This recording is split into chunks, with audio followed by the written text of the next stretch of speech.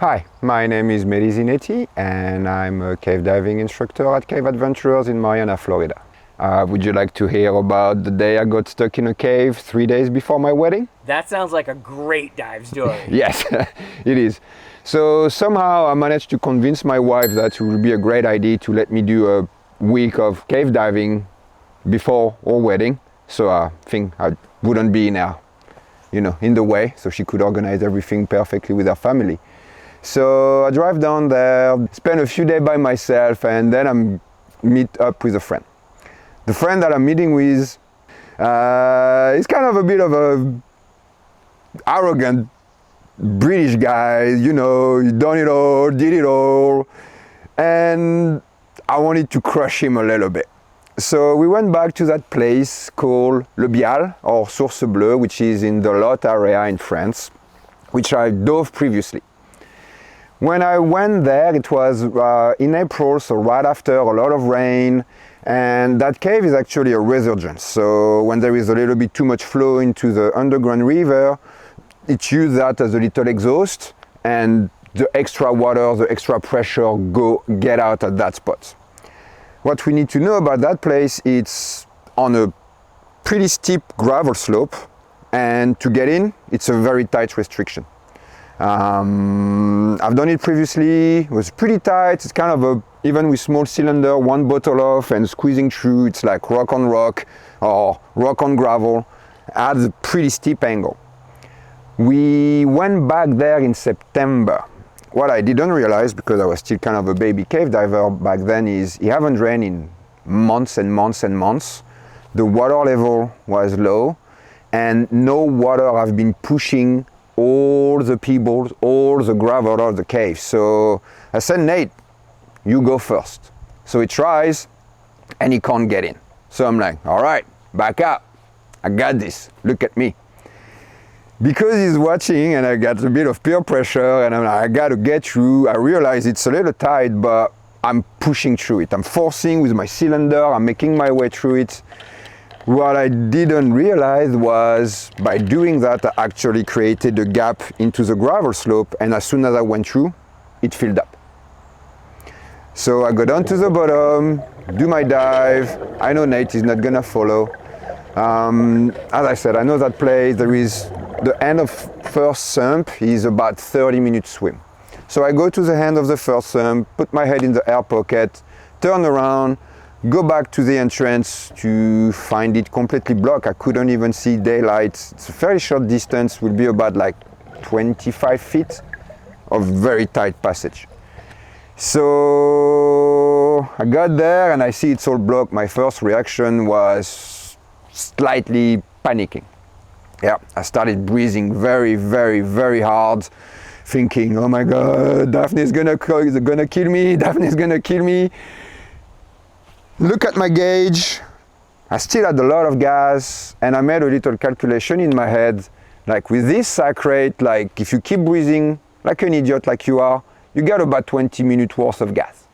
If you calm down and go back to your regular nice and calm sac rate, you get about an hour.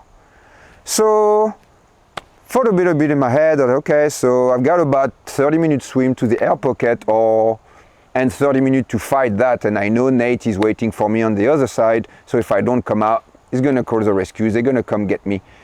So I give myself 20 minutes to fight that through. At first I started digging, but the more I was digging, the more gravel and pebble was coming, so that didn't go nowhere. My second course of action was to take my cylinder and put it in front of me, and that was the best idea. So I had the cylinder in front of me, and I was pushing side to side, making a little gap, and as soon as I had a little gap, I would move in, like an inch, and repeat, and move an inch, and repeat, and move an inch.